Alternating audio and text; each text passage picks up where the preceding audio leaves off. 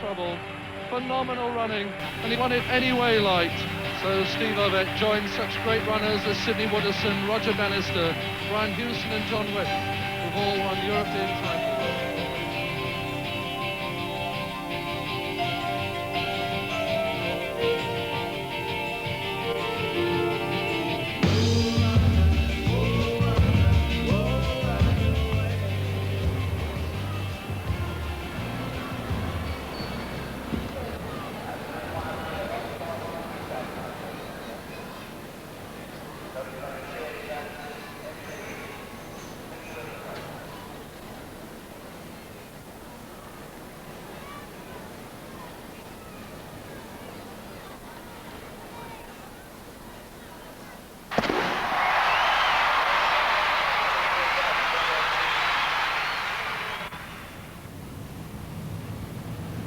Well, I was proceeding in an easterly direction, and I just happened to look up at that sign. I don't know why, it just caught my eye. And of course, like an idiot that I was watching that and not watching where I was going, come along and just literally went smack into there. That meant that I went forward and eventually ended up on my back. Tighten up there now. There you are. You see now, this is most remarkable. I think what happened is that you split the tendon, and well, we have to see what the physical medicine specialist has to say about that. So you think I'm a star then, Bert, do you? This was the story in yesterday morning's papers. The headline, the Ovett showdown. The first time these two rivals had met since Moscow, and that'll be nearly 2 years. The story this morning is radically different. At 10 o'clock, Steve Ovett went into the operating theatre. The surgeon was cutting into the muscle just above his knee. How long did you say you got being plastered for? A couple of weeks, I think. A couple of weeks. Certainly it means 2 weeks in plaster. It means a further 6 weeks after that, building up the muscle before he'll be fit enough again to even start to take on the burden of training that he needs if he's going to face Co. It's a hard haul ahead of him. Right, that's it. Keep the sticks just a little bit further apart, and then you've got sufficient room to get through. Yeah.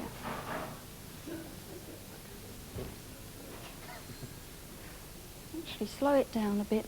Take smaller steps. Yeah. That's better. Yeah. Quite a long walk. It is. I'll do any more until I record it as mileage. So remember, don't let your sticks get too close together. Yeah. This plaster must weigh quite a bit, does it? Yes. So when you're swinging it through, it's quite a weight to control, isn't That's right. Yeah, I expect you'll get used to it, but it won't be on for long, will it? No, hopefully.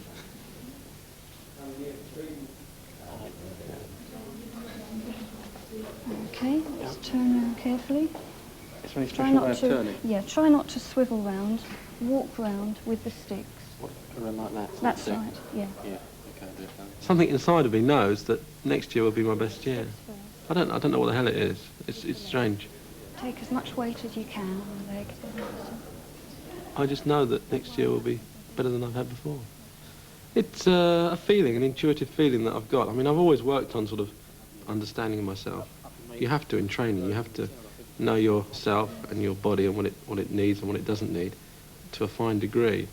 I think that understanding heightened the intuition to a certain extent. It'll put me back 2 months. It won't stop me. I know it's rather boastful, but I've won every major championship now in athletics. I mean, it would have been quite upsetting if it had been before the Olympics. I've won an Olympics, 2 medals at Olympics. I've won European, 3 medals at the European. Won 2 World Cups. Won almost every other major championship in athletics. It's no great sweat to me now if I miss a year. But I won't. I mean, I can feel that now, sense it now. Something inside of me says that it's not sort of preordained, but something is sort of meant to happen this way, really. Gives the other runners a chance, doesn't it? So Ovett now on the front. There are people he's beaten before, but he's still got to beat them again. And he's pulling away off the front, running in that liquid way he does. 3:48.8 is the time he has to beat. And it's going to be Ovett who wins. There it is, 3:49.24. Just a tantalising half a second off his own world record. Actually, I think he'll probably be very pleased with that. Because if he can run 3:49 like that, then he must be capable of 3:48. And surely the only time it can happen is when he meets Coe. It's been okay while it's been in plaster, no problems. Just a bit awkward.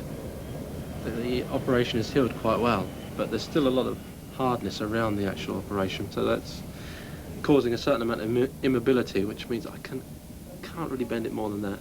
That's very, very painful. And what I've got to do is keep exercising that movement until it gets something like reasonable. So it's another couple of weeks, I'm afraid, of exercises, and then maybe, hopefully, in 3 weeks' time, back to training. So it's been, you know, quite a performance, really. Right, pins and needles coming up. Tell me as soon as you feel it. Yeah. That's on the way. Going up a bit. How's that? That's fine, yeah. Let me know if it's uncomfortably strong. It needn't be torture. Ouch. Is it too strong? Take it down a shade. I should be lighting up half of Brighton seafront lights. A little bit off. I'm a kind man. That hurts again, by that one. Does it? Yeah. Okay. Back up there. That's nice. Straight raise. Lower. Again. Lower.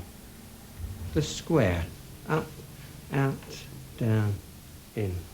That's quite difficult, actually. Okay, is it? Yeah, on the abductors. A little bit of abductors? A little bit of coordination comes in. Yeah. Both together.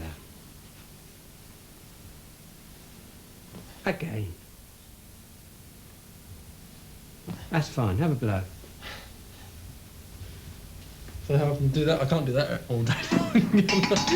do that every so often, whenever I can. Now then, sit over the side.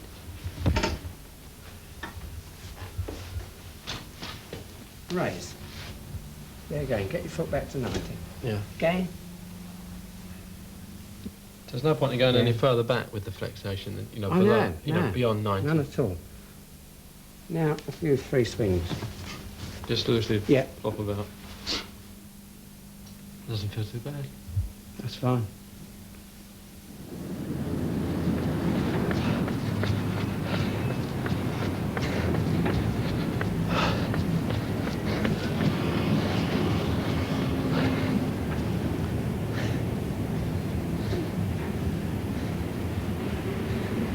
Difficult to describe how the leg feels.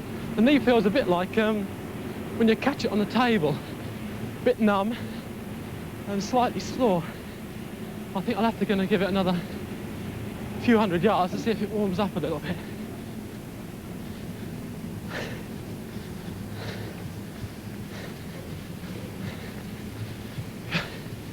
Breathing quite heavy after 200 yards, which is quite unusual for me. Thank God there's no big races coming up this weekend. Still, we're only going to the pier and back, so should be quite a safe journey today.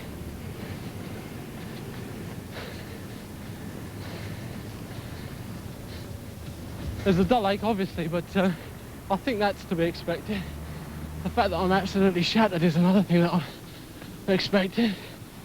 But at least I'm plodding on, which is a progression from sitting down at home all the time.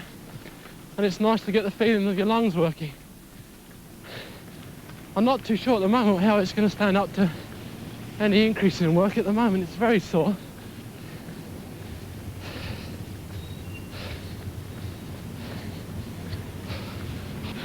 You don't want to join in, do you? The leg's all right. It's the rest of me that's complaining, yeah. Home is in sight. The big finish.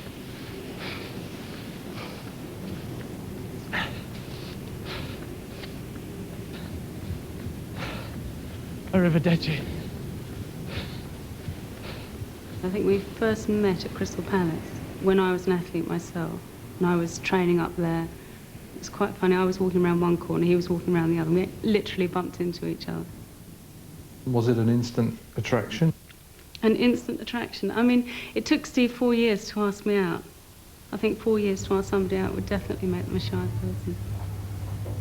You must have to do some interesting people, though, don't you, for this programme? Well, all sorts, yeah. And we've got a real scoop today, because in the hot seat is someone who would normally run a mile to get away from press interviews, and CBTV Channel 14 has actually managed to get him into Studio 3 for this week's press conference. He's one of the world's greatest ever athletes, some would say the greatest, and if you need another clue, here he is coming up to the tape at Oslo. Relaxed too much. He looks too relaxed at this stage. Yet he's a tenth of a second faster than Coe was at the 1500 metre mark. It's all down to this last 80 metres now, and he's staying with it. But he looks so relaxed, it's going to be desperately close. 3:49 the time to beat, and he's inside it.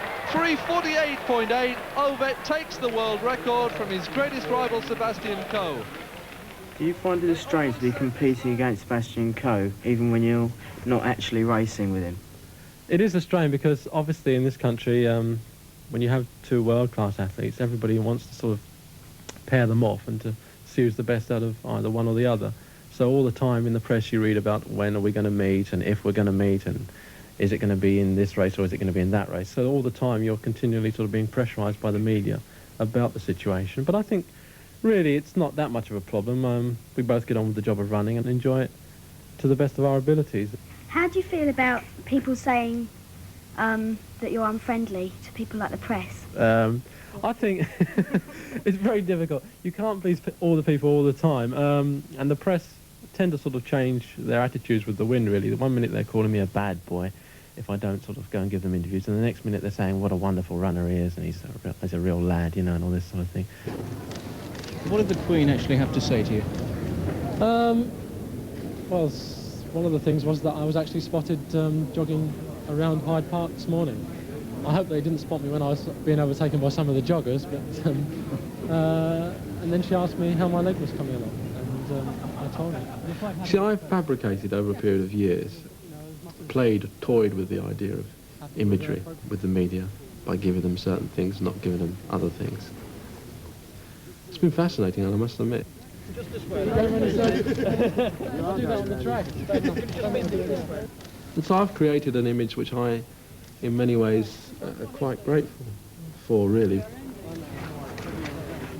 It's this bad boy image, this tough, mean, arrogant person that you see on the television, you know, bites chickens' heads off, that sort of thing. And doesn't do a nice thing, you know, and if he does, he regrets it for a week or so afterwards. Bye.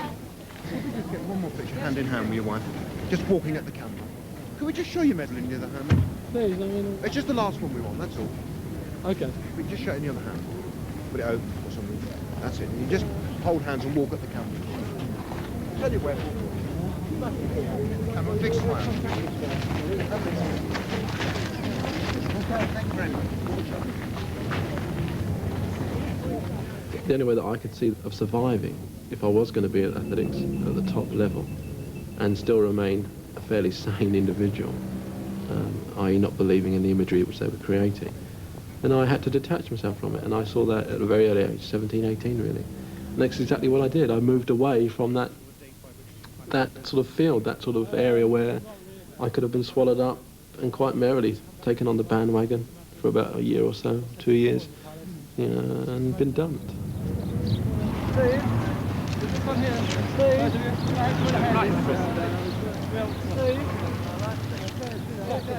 Watching Moscow while Steve was away, I had my first taste of the press. As soon as Steve did his ILY sign, the press just besieged our home. I was living with my parents then at the time, which didn't make it very easy for me at all, because they were ringing the bell sort of every quarter of an hour, and as soon as he crossed the finishing line, you know, the doorbell was there and they were there with champagne or whatever, and it was a very difficult situation for me, trying to keep everybody happy. Okay, how much film have you got left? One more kiss and then finish. One more kiss. What do you think? Yeah, it's good. On the cheek. That's the one. Okay. I don't bother about the media really. I just get on with living and enjoying myself, and that's the most important thing. I'm not really, when you say superstar image, I don't really believe there is any such thing as a superstar if the person doesn't want that. Attitude towards races, you know, he's got a kind of killer instinct. I think all the other kind of world-class athletes are frightened of him. You know, a lot of them will run for second place when they know Steve's in the race. Let me miss a session, or get halfway through a session and I say, oh, I'm tired. I've got to finish the session with him. So he's ruthless in that aspect. D, two of them, A, two of them, E minor to A, G back to D, D, two of them, A, two of them, E minor to A, G back to D. I said to him, what are you doing for a run? And he says, well, nothing really. So he says to me, shall we go out and run together? I says, yeah, that'd be great. And since then, for the last 8 or 9 years, we've just trained very much together. You're quite strong. Yeah. I enjoy running. I mean, that's a focal point. It's not the fundamental point of why I take part in the sport. I'm enjoying the challenge at the moment. I'm enjoying the challenge of what most people would consider improbable, i.e. to come back from an operation, a major operation on my leg, and still run respectively, or if not respectively, very well indeed.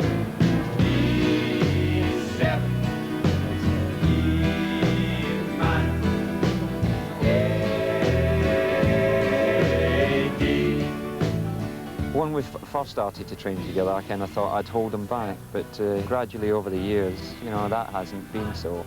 I think it's helped him. He wants someone who's reliable, who can go out training with him, you know, all types of weather, all times of the year. And I think this is what he needs. I mean, sometimes if I don't go out for a run, Steve won't go out for a run.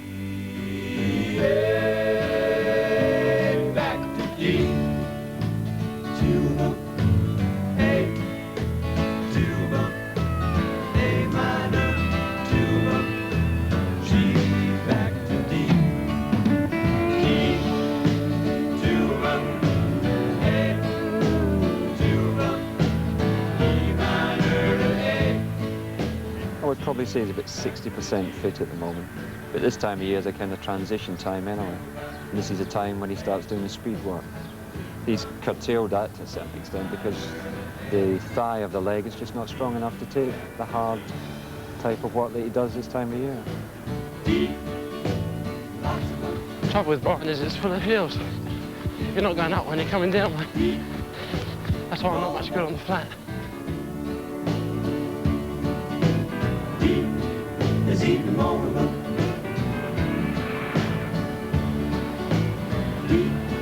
A whole bunch of them.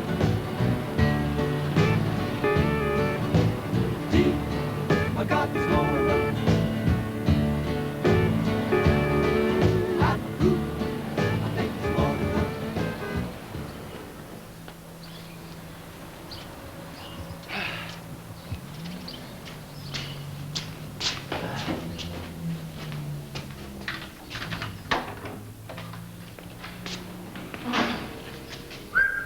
How do you feel then? Stiff? Yeah. Sort of, you can see it, you know, I can even feel that I'm running sort of with an imbalance. But what can you do, you know? Time is running short.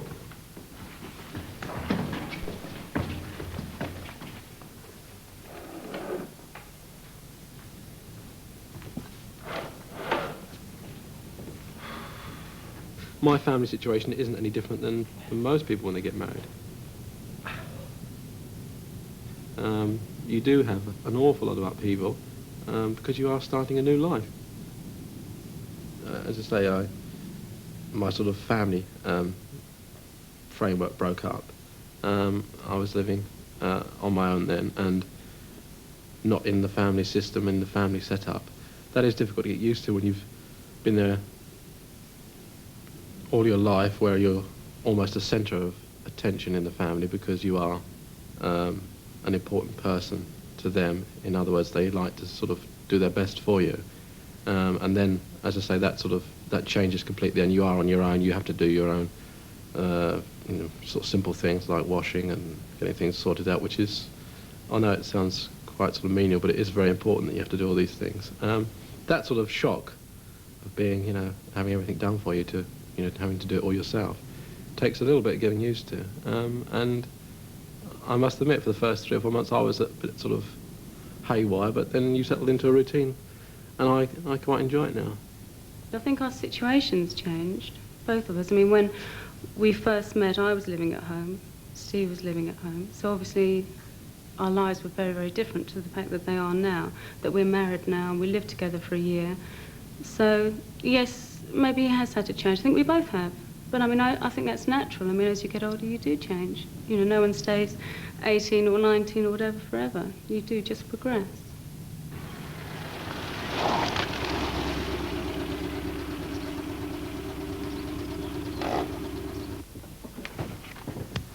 Rachel, I've seen that here before, this one, haven't I? 227. Yeah, it was here last month. It's been sold and resold again, looks like. Perhaps they can't shift it. One of the nicest things about him is that he is such a great athlete, and yet he's not totally wrapped up in the sport. Not completely. I mean, he's not a fanatic, not in any way. I wouldn't say that this sort of collective mania that I've got is it's something which will last. It was something which Rachel and I decided that we, you know, if we were going to get married, that we would take time in finding things that we loved and finding things that would be with us for the rest of our lives. And we spent a whole year looking for things. And the most enjoyable year it was. But it's not a collective mania in it, anything like that. It's just filling up your life with things. I think it's been quite lucky that we moved into the flat and we had lots of things to do. We had lots of things to occupy his mind, you know, all sorts of decorating and household bits and pieces that he just got on with, and I think it took his mind off the whole injury, which was maybe a blessing in disguise.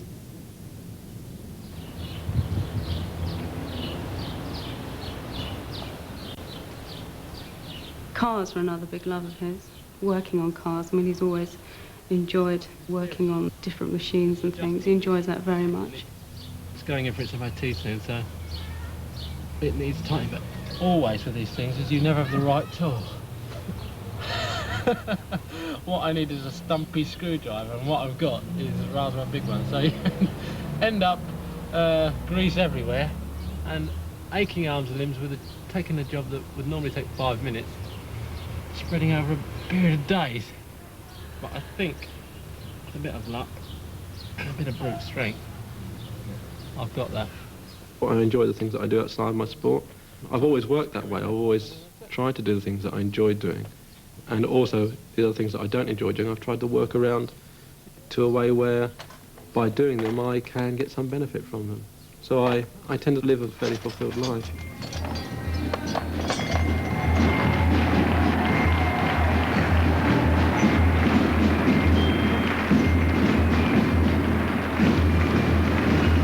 Generous challenge on this ambitious program to raise £100,000 for the Mary Rose in 4 days.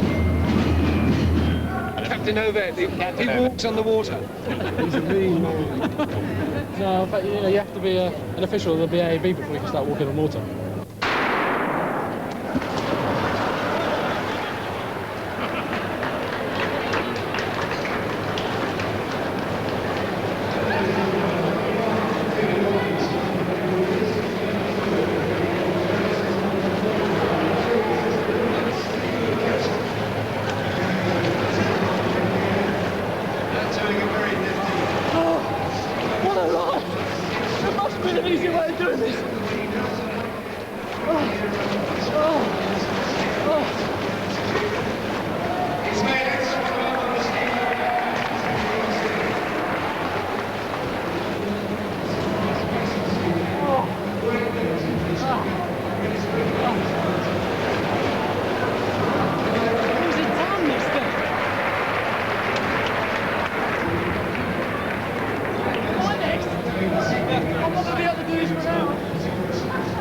We need another one down this end.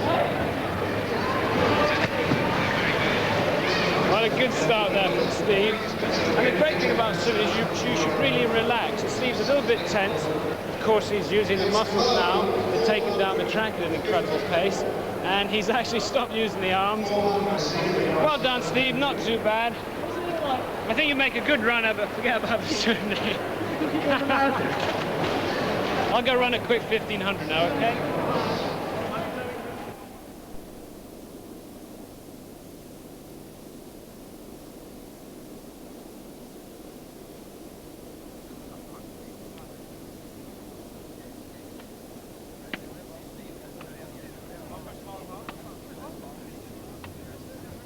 We used to come down here, before I met Steve, we used to have these camps down here. And then Steve came down and he liked it very much when he was young. And I think ever since then we've come down at least once a year for a weekend. But generally he feels that it's a getaway place. You can come down here and train with a bunch of lads. There's no pressure on you. It's a totally different atmosphere. He also regards it as a bit of a testing for his fitness, because it's usually the same time of year when we come down here. So he gets a very good guide from this as to how he's going in comparison to previous years.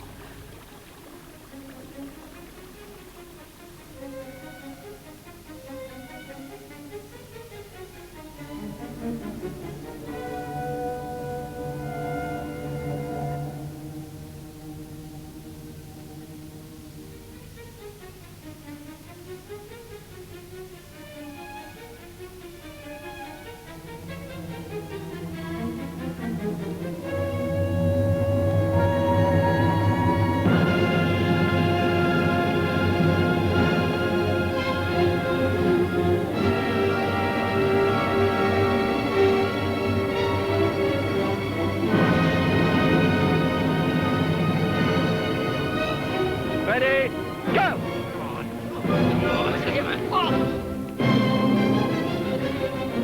Come on, now get your head down and drive. Come on, go with him. Come on, go past him. Don't get behind him, go past him. Go on, get with him now. Get up! You hold him off! Don't let him get past!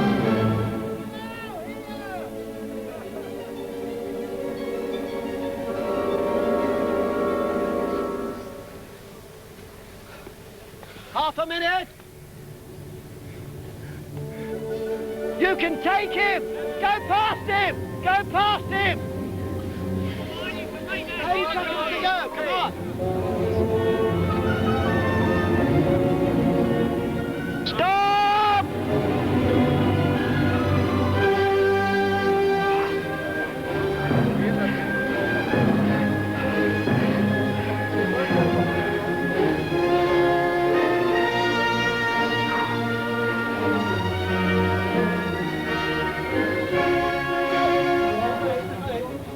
Ready, go! As an athlete, you're very intimately aware of not just the external part of the body, the cosmetic side of things, but how the body functions, what is necessary to achieve X, Y, or Z. Intuition is the balance of those things, of knowing yourself, knowing what's happened in the past, how you can deal with certain situations, and how you would react to certain situations. Very difficult to explain, really, but it's something along those lines, of being honest, not lying to yourself. I think that is important.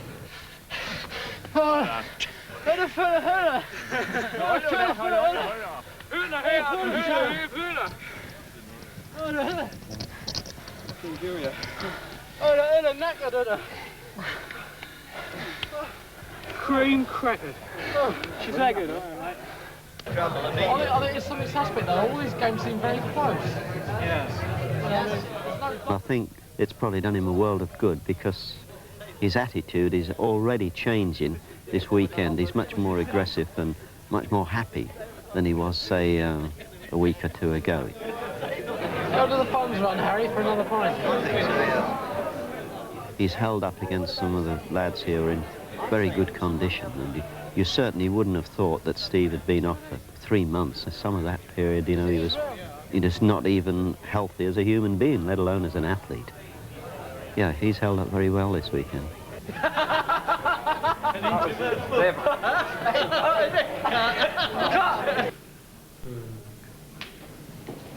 Lunch hour. CBS are coming. Good. coming or here. They're still in flight. So that's what we're waiting for. Right, ladies and gentlemen, when you ask questions, we would like you to tell us who you are and who you represent, because we are actually interested to actually find out what sort of calibre of questions some of you ask. So, if it, and who you actually represent. Represent with those calibre of questions. Okay, who's going to kick off, gentlemen? Andy, sitting on the Daily Express, wouldn't it be a good idea to get the photographers to do their job and then let the press do their interview? Thank you, Sydney. Well, Sydney. Yes, sure, I'll move. And then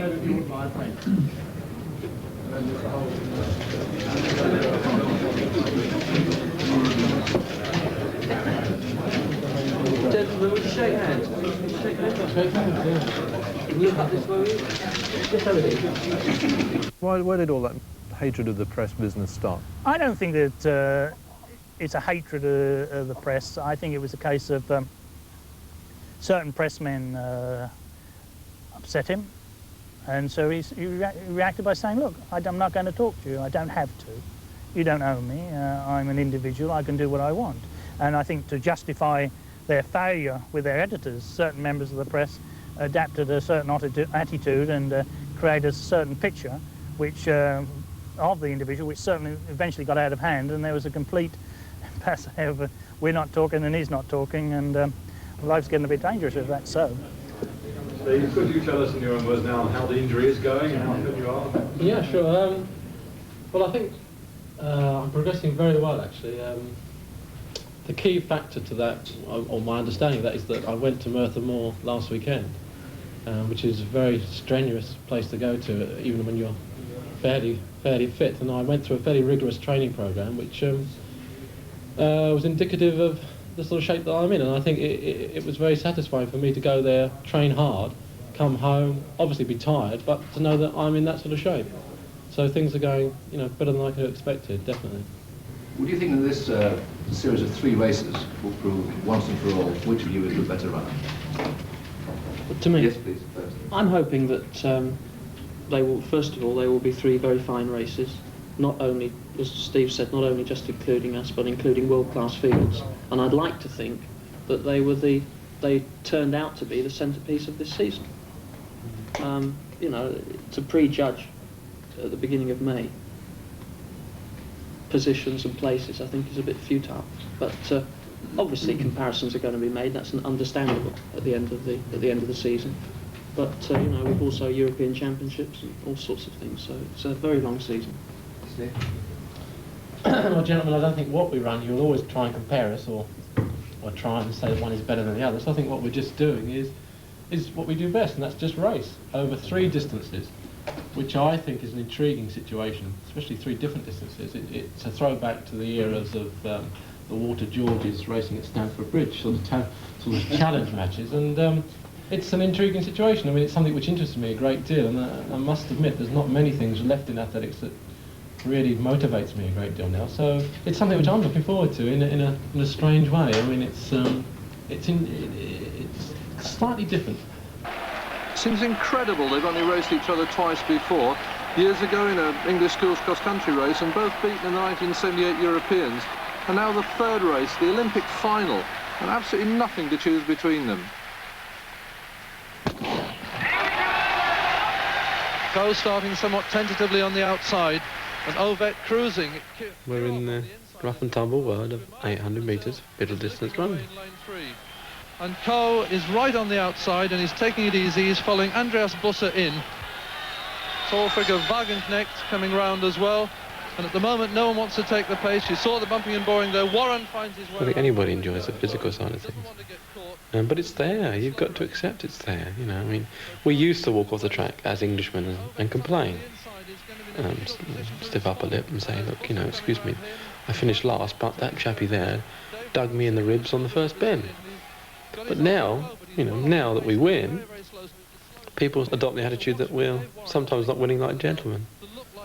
If you go back to people of the past, they're all the same. They've all had rough and tumble type of affairs, sometimes, somewhere in their career, if not all the time in their career. At the bell. Ovett is trapped in on the curve. He's pushed his way through once. And you suddenly see a solution in the puzzle. when you suddenly sort of put things together and they just click. You think about sprinting, it happens. You think about moving up, it happens. You think about a gap opening up, it happens. Everything happens almost on the thought level rather than the physical level. And it's Kirov who's decided to go, and Ovett's in there with him, and Coe is in 5th place and coming around the outside like a steam train. He's past Wagenknecht and Grimares won't be able to respond to him. Kirov is going off the front, Ovett's got him on his sights, and now Coe coming up behind, and Ovett hits the front, and he's got to keep those arms moving. Coe coming through into 3rd place, fighting with the Brazilians, but Ovett's got 5... And then you cross the line and you're not even tired. You just feel as if that's it, it was meant to happen. That race was meant to happen like that. And all I've done is just filled the part in it. And that's exactly what it feels like sometimes. 25.2 seconds, and Steve Ovett has done it. The race played absolutely into his hands. There was no way he could have lost it. As they went down the back, yeah, it's true, Steve.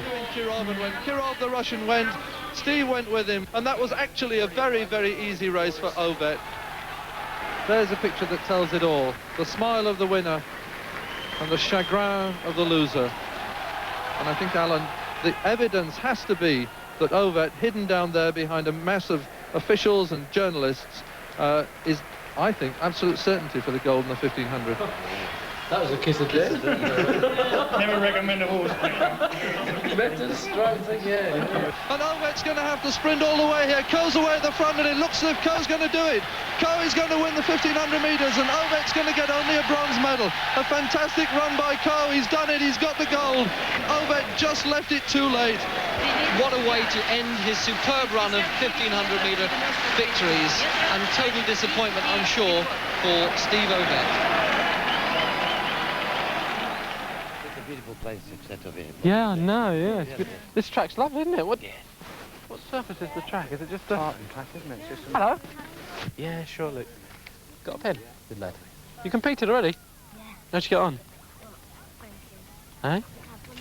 Yeah, sure. Who's that for, your brother? No, is it? Oh. Better keep her happy. Don't take an apple then, do you?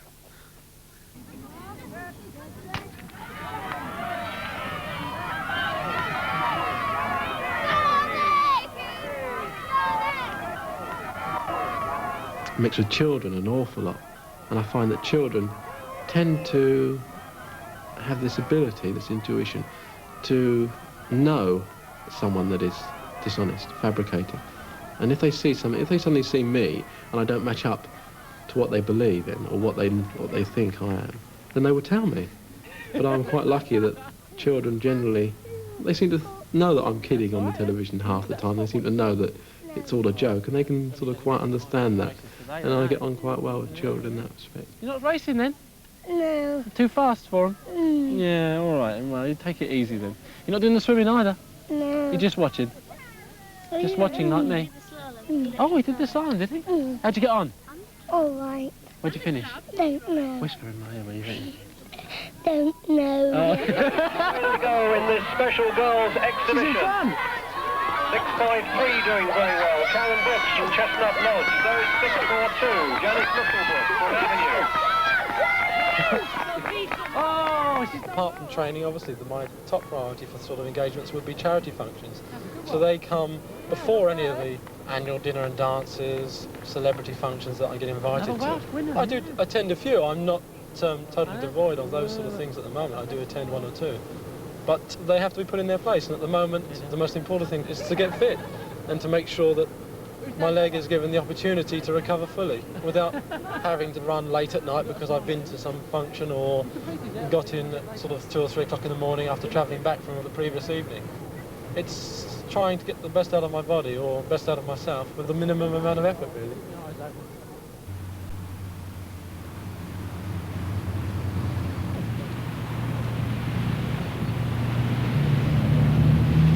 He looks a lot better than I thought.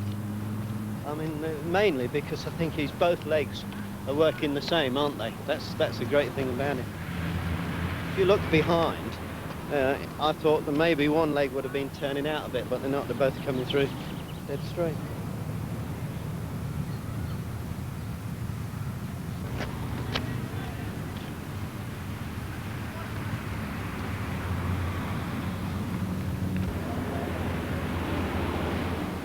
We talked at the end of the season And we could see several ways that he could bring a little bit more intensive work into his training to make him better this year. Because he ran quite well last year on very little training, so we could see how a lot of improvements could be made at 1500. That's 5. And if it hadn't been for the injury, he would have, you know, started to incorporate some of these things into his training. So this year might be, you know, a touch-and-go situation. But there's certainly no turning point yet in his career, I don't think. So coming up to the bell in this 1500 with Mike Boyd clearly in the lead from the pack. Ovett tucked back in there. He's got an awful lot of work to do because Boyd's well away off the front and very hard to catch when he's in this kind of form. And Ovett's dropped out with just under a lap to go. And he's been lying there now about 10 minutes. I suffered severe stomach cramp, which is the first time I've ever had that. And that was really quite worrying. At one stage I thought I'd ruptured my appendix because the pain was very severe. And they gave me, obviously, the treatment at the hospital and I was okay, but all this week I felt very groggy, very weak in the stomach. You know, you just have to say, well, that's that, and get on with the race tonight. Simple as that, really. I mean, if it goes again in the race, then I'll go to a specialist and have a check through. But I didn't really have time between last weekend and this weekend to do that, and to try and get back to some decent training and get ready for tonight's race. It's just not possible, you know. You have to put things in their right order. And I wouldn't like to drop out, you know, after Seb dropping out and leaving the whole sort of thing in a very vague situation when really we promised to run. We come to the great climax of the Citizen Watchers meeting, event 24, the 3,000 metres. We've had some great athletes here at the Crystal Palace over the past years that the stadium has been in action. Without Seb, it's not as prestigious as it could be.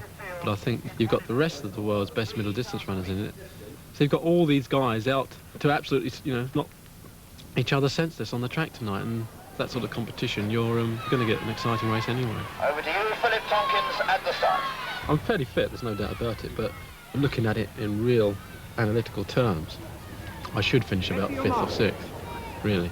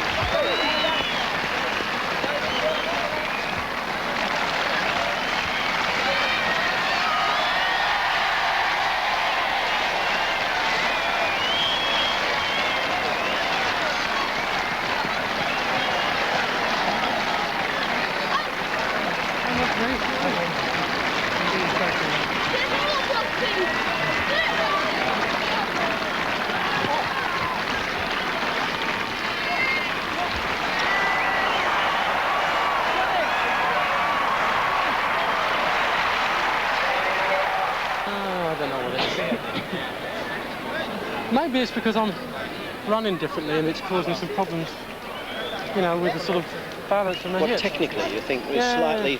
I might be getting a bit of sciatic trouble or something, I don't know. That's why I think I should see someone. Sorry, boys. Superb running then by the world record holder for 5,000 metres, David Moorcroft of England.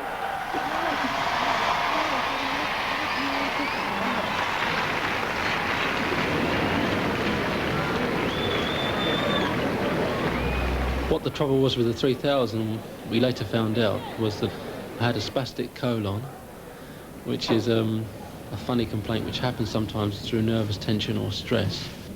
No, I mean, has he been terribly moody Not really, no. I mean, I thought you'd be very depressed. Me, moody. It's you that gets upset. Me, I'm the one who gets depressed. I Yeah. think it sort of affects me more than it does you. Steve's never one to cry over spilt milk. He just says, oh, well, you know, it's meant to be, or it's happened. You know, let's get on with doing something else. How he do doesn't. you get upset? Well, it just depresses me because I know how much work Steve puts into the sport and what he does and what he's been through. You know, I think it's always worse for someone who's looking on. I think you realise it sometimes too. I'm sorry, love. He's oblivious to it all. After that, I really got back to some basic hard training. And everything in my training was going really well. All my times are coming up, all the sessions are becoming easier, everything was looking up, and I was hoping that with Koblenz coming up, which is really one of my favourite places to compete, it's really a very atmospheric place, the crowd are very good, the track is very fast. Well, just 300 metres to go now. He's so far ahead of the rest of the field. It's Ovett against the clock, and all he has to help him is this wonderful crowd in Koblenz. They saw his world record last year, and they're determined to help him towards one this time. He needs to be around 3:32 at 1500, and it's 3:32.8, so he's going to need all the encouragement he can get. Athletes lined up along the side of the track. I can see Andy Norman halfway down the straight cheering him on, looking very strong, but he needs all the help he can get. The time to beat, 3:48.53 by Cohen Zurich last week. He's going to be very close to it, and he does it, 3:48.4, a second world record for Steve Ovett in Koblenz. This is Koblenz, where I should be now. In fact, where I am is back in Brighton again. A week after pulling a hamstring at this very spot here. This sounds like a replay of about 8 months ago, but I was just doing a time trial and was only a few yards from the finish, only a matter of 10 yards, and about where that yellow line and the hurdle is, went about 4 foot up in the air with a hamstring problem. So I broke a personal best this year, but it was in the high jump rather than anything else. It's usually a question of being in absolute full flight when that pings. And they usually feel a ping too. I felt a ping that sent me 4 foot up in the air. Sometimes they describe it as a stone. They thought somebody's... I think it's a bit like having a stone. Someone shove a pencil into your leg and pushing it up towards your rump. And in fact, it stays like that for about a week. Well, it's felt like there's something stiff in there for about a week now. And it's only just starting to ease off. This is what you call up to the moment physiotherapy.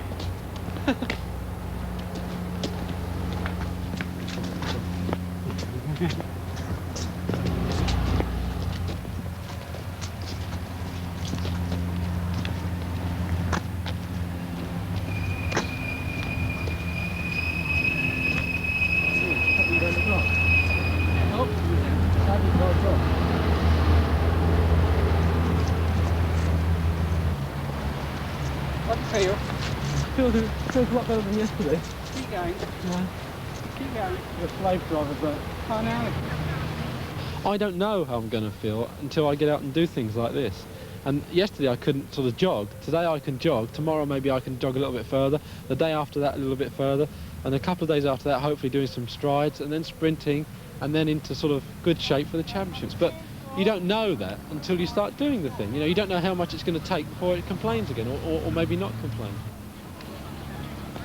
It's strange, you know, I'd like this programme to have, I think everybody would have liked it to have ended on the sort of fairy tale sort of Steve comes through, you know, what a lad. And there's nothing more that I would have liked than to have finished tonight by running really well in Koblenz and ending the programme on that. With everything that's happened this year, it doesn't make you feel, well, I've had a good career, and that's the end. Oh, Christ, no. I mean, that's what everybody's thinking. Everybody's thinking, Ovett has had it. But believe you me, you know, we haven't even got to part 3 yet, John, have we? There's a lot more to come, honestly, really. I mean, I'm not just saying that, you know, hoping and wishing about, you know, against all odds, but no. I haven't really started, you know, because this has really made me more determined. I mean, I've had things so easy in the past, just drifting through training, just drifting through races. And everybody says to me when I come off the race, oh, you should have worked harder. And I've always said, well, you know, I don't know, I shouldn't have done, you know, it just felt easy. But now I know that when I am fit, I'm going to use every ounce of that fitness. It's going to be damn hard for everybody competing against me because I'm going to be even more ruthless if that's possible. And that's problems for everybody, including me.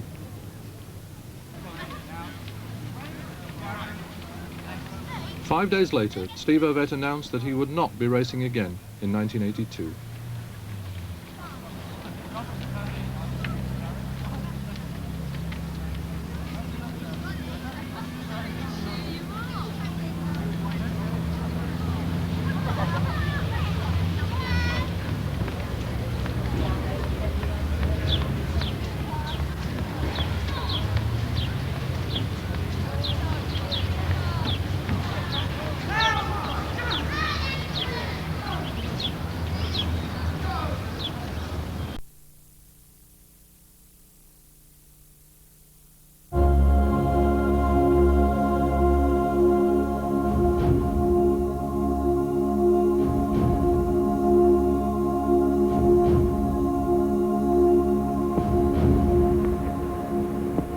Oh, Seb always, in my mind, has been one of the greatest athletes we've ever seen.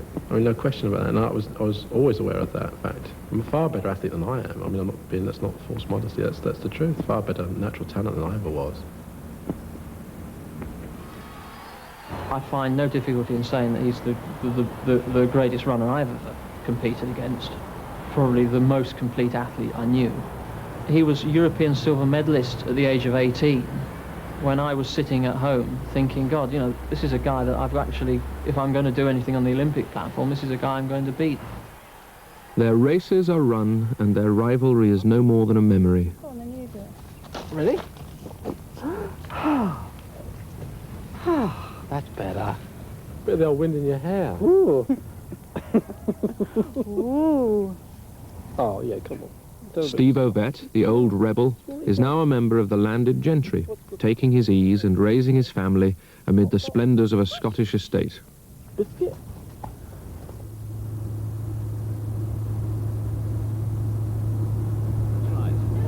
Sebastian Coe has branched off in a different direction. The young man has gone west, and he now exercises his celebrated charm as the Conservative member for Falmouth and Camborne. Around the near beds, because at the moment too many people are being sent to the London hospitals to fill the beds. They've got far too many beds. This was their first confrontation, the 800 metres at the European Championships of 1978.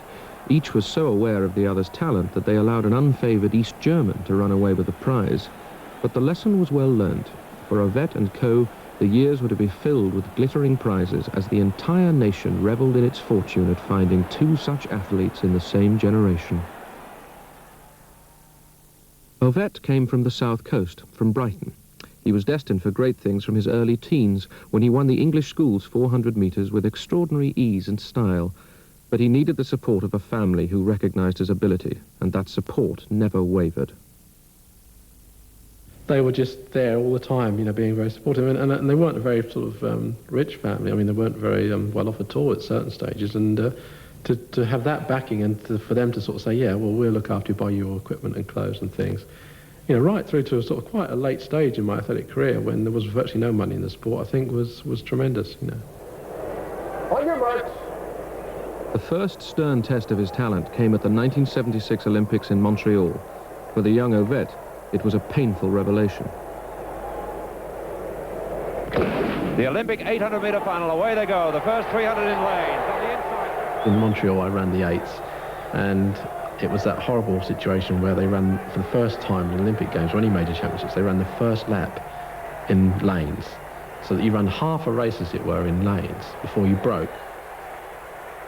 Well, by the time they broke, I mean, you know, like there was a guy 20 yards in front, one tier, who everybody knows won the race, you know, by a mile. But I mean, it didn't give me a chance really to say goodbye to him. I mean, he was gone before I even got there. So that was a disappointment to me. I mean, making Olympic final at 18, you think, well, I'm here, that thing. And then I wasn't. I was gone. But if the experience was painful, it was also invaluable. A year later, in Dusseldorf, the talent had blossomed into stunning maturity. The year before, Walker ran away with the Olympic title, and here, a year later, it was Steve kicking off from 200 metres in a field with the greatest milers of the day, and John Walker walked off the track holding his head, shaking it in disbelief at the way the guide left him. Keep driving, but surely nothing can stop him now, and he's already celebrating. Ovett wins in customary style. In second place, Eamon Coxon of Ireland, and third in Forecroft of Great Britain. So, at last, Britain has got a gold medal at these championships. The reputation was growing with every race, and in normal times his 1500 metres victory at the European Championships would have set him apart from the rest of the world's middle-distance runners. But the times were not normal. There was a challenger, and he was British, and he was breaking world records almost at will. First, the 800 metres in Oslo. 14 days later, the mile, again in Oslo. A month on, the 1500 metres in Zurich. So far in front, the rest don't matter. They're roaring him on. And he's going to be very close. Tremendous run. And he's done it. Coe has smashed the world record. 3 world records in 42 days, and how the media loved him. Well, I hope they can keep the crowds back. Well, I think it'll be a good day. Sebastian Coe, you've given us enormous pleasure over the last weeks. Thank you very much indeed, and we couldn't wish you more than we do between now and next July. Thank you very much. Thank you very much. Ah, very attractive young man. The media found Ovett less attractive, but his ability could not be ignored. So Ovett, on the eve of his departure for Moscow, matches that world record, and he matches Sebastian Coe every step of the way to Moscow. The stage was set.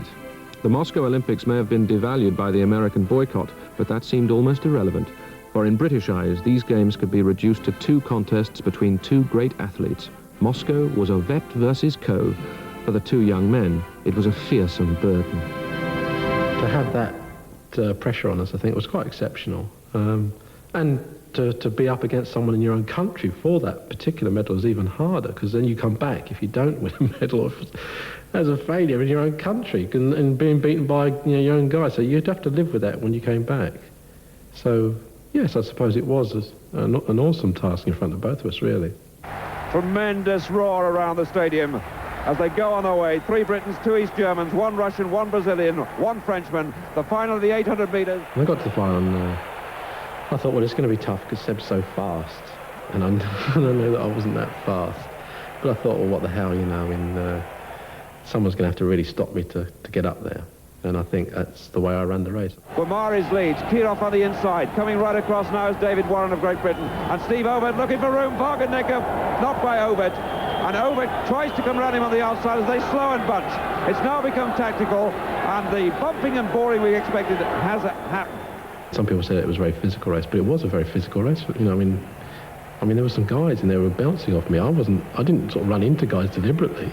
I mean, the guys came across me, and I mean, when they came across me, they found that I was perhaps a lot stronger than they thought, and they just bounced off me. Barge his way through as they come towards the bell, and there he goes, bursting through, getting a rough ride. 54.5, a slow time left to the sprinters. Guimaraes, Brazil leads. Warren in second place, and Coe now has got himself in trouble right at the back. 320 metres to go. Warren leads for Britain. Kirov Russia's second. Guimaraes is third. Steve Ovett in 4th place. Those blue eyes like chips of ice. Getting knocked about by Wagenknecht. And Coe coming up, trying to make his run. I think I sort of made the right moves at the right time. I didn't make mistakes. I think I was very conscious of that. Don't make a mistake in the final. Just relax. Take it easy. Don't give ground. And when the occasion arose, I just went and kicked as hard as I could. And I remember coming down the home straight thinking, I can't hear any noise. I can't hear footsteps. And I held a little bit back until the last 20, and I thought, no, it's not happening. That was it. I just went through along. And I thought, is this it? Is this an Olympic champion? Is it? And then that was it. It was really weird. And relief that I'd won it, I suppose, and that was it. Now the stamp of approval was on Steve Ovett. You are an Olympic champion. You are a good athlete. Well done, Steve. And I wanted to go home. But unfortunately, I was in the 15 as well. That was a race about experience. The British supporters celebrate, but the man who lost his way in that race was Sebastian Coe. Coe had indeed lost his way in the most miserable manner, and a man whose sense of public relations had always been impeccable did not try to conceal his disappointment when he climbed to the rostrum to accept his silver medal. I think his reactions could have been a bit better, but I think he was true to himself, and that's all that really mattered. He wasn't play acting. I mean, he was actually probably was, you know, the way he was on the rostrum. I think we went out and celebrated a bit too much the night of.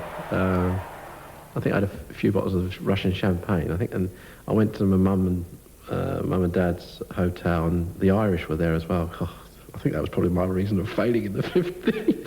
The Irish insisted on pouring champagne down my throat for God knows how long. And I woke up, I think, the next day somewhere. I don't know where it was. I must have been back in my bed, thinking, you know, well, I've got another 3 days before I was sort of, I'm back in it here, you know, and I'm sort of like feeling like terrible, you know, and then I was sort of thinking, well, you know, you're Olympic champion now, it doesn't feel any different, you know, you don't feel any different, do you? I remember thinking, oh God, you know, I've got to go through it all again now.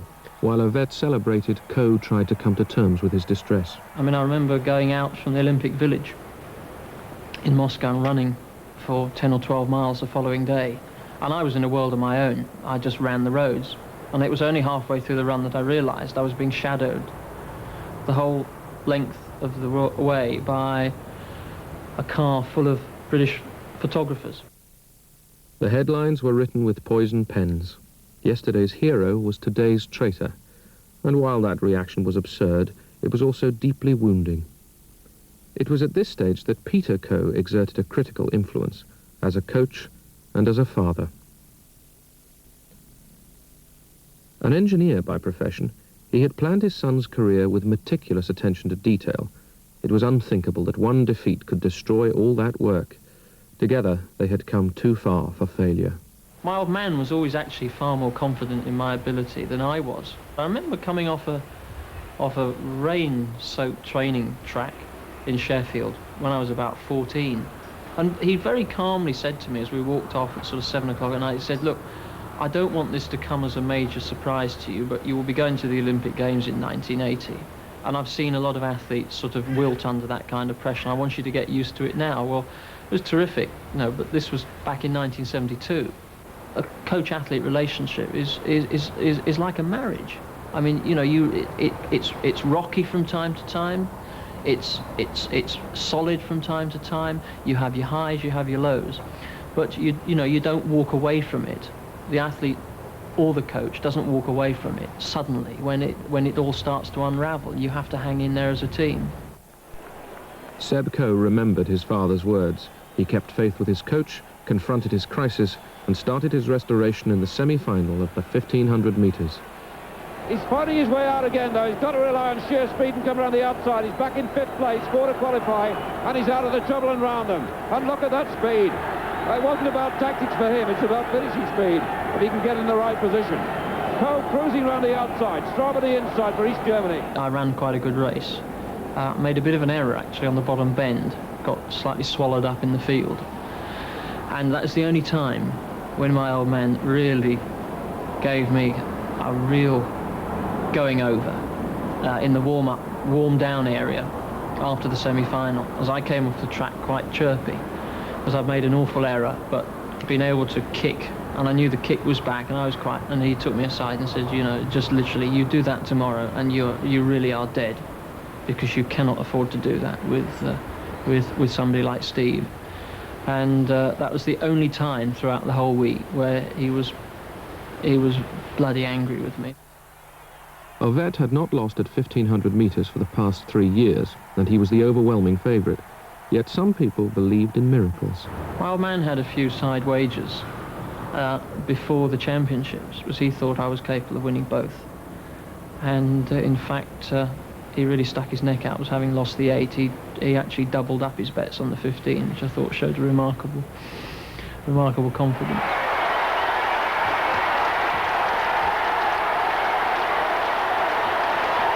I remember Steve sitting before the 1500 metres in the call-up area saying, we've got 100 and something thousand people out there. Can you imagine what promoters would pay for the race that's just coming up?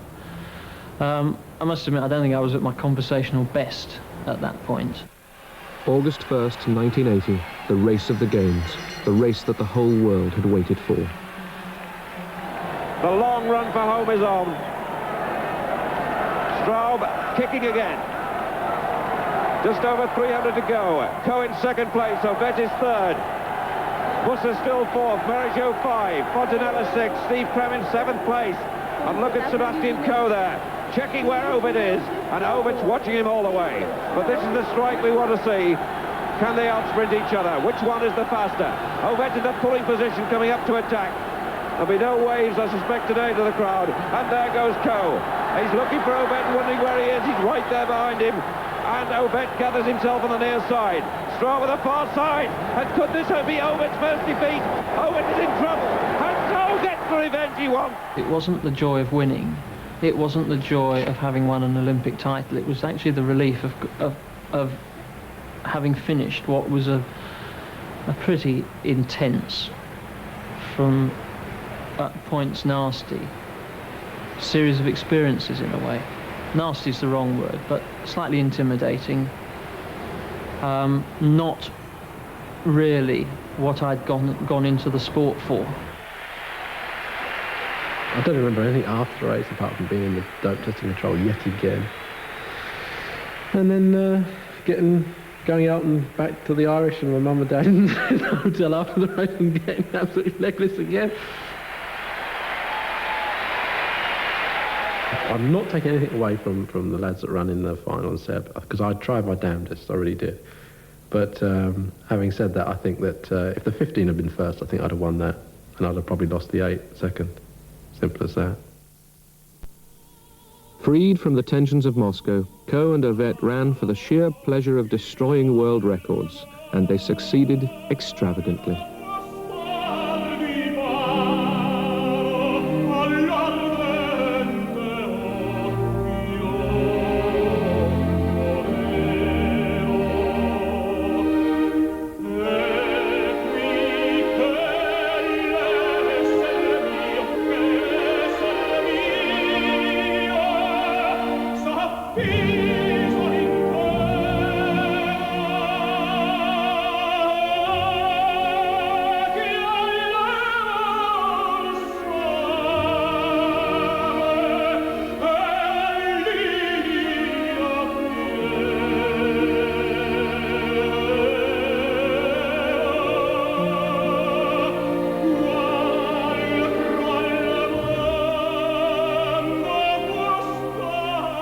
Yet their achievements only sharpened the appetite for further Olympic confrontations. Celebrating the 23rd Olympiad of the modern era, I declare open the Olympic Games of Los Angeles.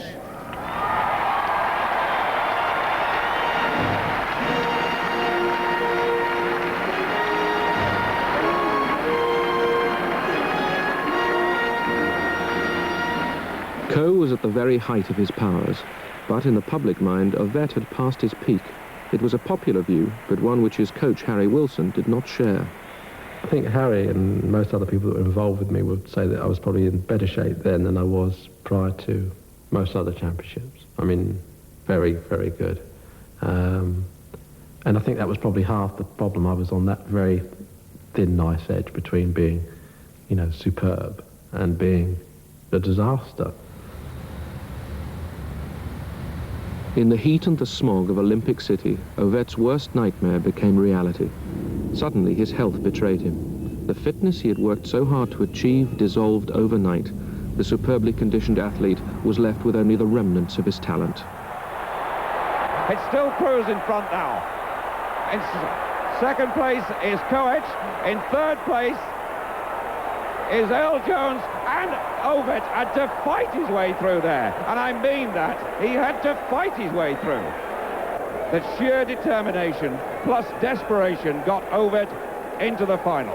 But whether he'll be able to run that final after the way he fell there, well, it must be a question mark. I don't know whether I came down with a bronchial problem or it was just the smog in LA. I don't know what it was. But physically, it just hit me like a brick wall. I mean, one minute I was running well, next minute it was like having an asthma attack. I just couldn't breathe. And I remember thinking at the end of the semi-final, get off the track because you're gonna pass out. Don't pass out in front of all these people. Ovett was a broken man. The athlete who had once inspired breathless admiration now provoked nothing but sympathy.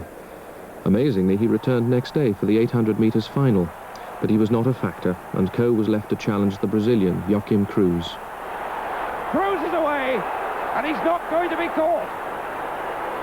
And Coe comes into the silver medal position that he got 4 years ago. Cruz wins, Coe second, Earl Jones third, Kinsella fourth, Sabia 5, Coe 6, Gray 7, and Steve Ovett, as we expected, couldn't last the pace, and of course that fall yesterday could have done him no good at all. This time, Coe's strongest hope of gold lay in the longer distance. No athlete had ever retained the Olympic 1500 metres title, but here in Los Angeles, he was ready to take his place in history. Britain 2, 3 and 4. With a lap to go, 2:39.05. And it's going to be a very fast time indeed. Abafkal's really stretching and testing him, and Steve Ovett's dropped out. It's not surprising. The world record holder out. It's been a bad week for him. So Ovett out, and now the two Britons in second and third place. The leader still Abafkal. Sebastian Coe in second place, and there goes the world champion, Steve Cram on the outside. The race really on now. Coe responds immediately. He's the Olympic champion. Can he do it again? Steve Cram in second place, champion of the world, follows it. And the battle between the two. It's going to be Britain 1 and 2, unless something cracks hopelessly. And Coe comes away. Cram digs in, but Coe comes away to retain the Olympic title. Sebastian Coe, back at his best, is the Olympic champion again. If the world was amazed by the performance, it was staggered by the intensity of Coe's reaction. It was something that I wasn't able to control at the time, but yes, some of the some sections of the press, not all, but some sections that had been busily writing me off, and even questioned whether I should have been at the games in the first place. Meanwhile, Ovett was coming to terms with a change of image. I never thought I had that sort of sympathy from the general public. I always thought they thought I was a bit of an old bugger, really, but but it was quite nice. First time I ever sort of felt sort of like, oh, you know, Steve, you know, so there's a lot of people that really do like you. It was quite worrying, I suppose. Ovett's Olympic days were over, but there was one more major title in store. It came at the Edinburgh Commonwealth Games at 5,000 metres, and it was a success to stir a million memories. The victory wave from Steve Ovett again as he wins his first ever Commonwealth title and wins it easily.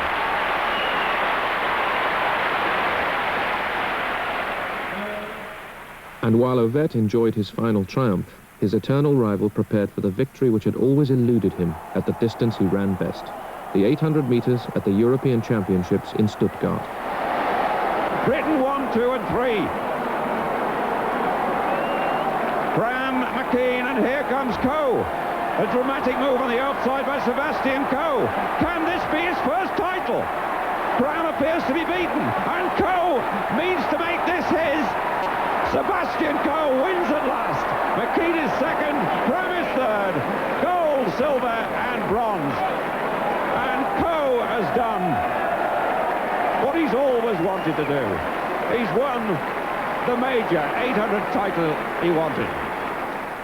That victory convinced Coe that he could conclude his career with the most extraordinary triumph of all. The public demanded his Olympic selection, but the sport had other ideas. The 6 o'clock news from the BBC with Nicholas Witchell and Philip Hayton. Protests from some of the world's leading athletes have finally ended Sebastian Coe's dreams of winning a third Olympic gold medal. Because of the growing objections, the Olympic president, Juan Antonio Samaran, has decided to abandon his plan to offer Coe a wild card entry for the Games in Seoul. Selection for Seoul was determined by performance in the British Olympic trials. Out of form and short of fitness, Coe failed that sudden death test. He won enormous support in the public, even sympathy from his oldest rival, Ovett, but Coe was beyond consolation.